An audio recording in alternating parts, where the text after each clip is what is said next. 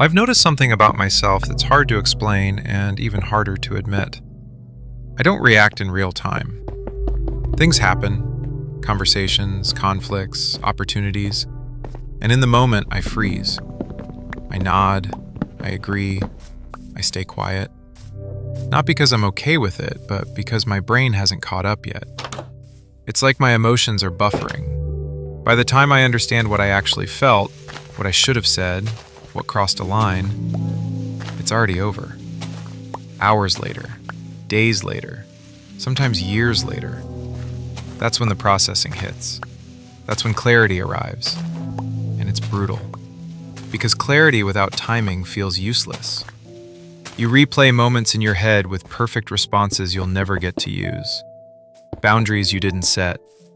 Truths you didn't speak. Choices you didn't make. Not because you didn't care, but because you didn't understand yet. That's the part people don't see. From the outside, it looks like passivity. Like you didn't mind. Like you didn't have an opinion. Like you were fine with it. But internally, everything was just delayed. Delayed anger. Delayed sadness. Delayed self-respect. And when it finally shows up, it shows up all at once. Overthinking. Regret, self-blame. You start asking yourself why you didn't act sooner, why you always realize things after it's too late. And the shame creeps in, because the world rewards quick thinkers, people who respond instantly, people who speak up on the spot, people who know exactly how they feel in real time.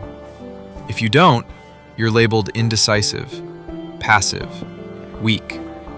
But the truth is, some of us process life internally first, silently, and silence gets misunderstood. Delayed processing doesn't hurt the most in big dramatic moments. It hurts in small, ordinary ones. When someone says something that stings and you laugh it off because you don't know yet that it crossed a line. When you agree to things that feel wrong later but felt confusing in the moment. So you go along, not because you want to, but because you don't have clarity yet. And clarity comes too late. That's where self-betrayal starts. Not in one big decision, but in a series of quiet silences. Each time you don't speak up, you tell yourself you'll address it later. But later rarely comes. Because bringing it up after the moment has passed feels awkward, unnecessary, like you're making a big deal out of something you already accepted. So you swallow it. And resentment builds without you noticing. Relationships suffer here. People assume your silence means consent. They build expectations around it. And when you finally react, when the delayed emotions surface, it seems sudden to them, out of character. They don't see the internal timeline. They don't see the weeks you spent processing quietly. So when you finally say something, it's dismissed. You should have said that earlier. And they're not wrong. But you weren't ready earlier. That's the painful truth. So you start blaming yourself, calling yourself weak, slow, emotionally broken. But delayed processing isn't a lack of awareness. It's an overflow. Your mind is trying to sort everything before responding. The problem is, life doesn't pause while you process. And if you don't build safeguards, you end up living in reaction instead of intention.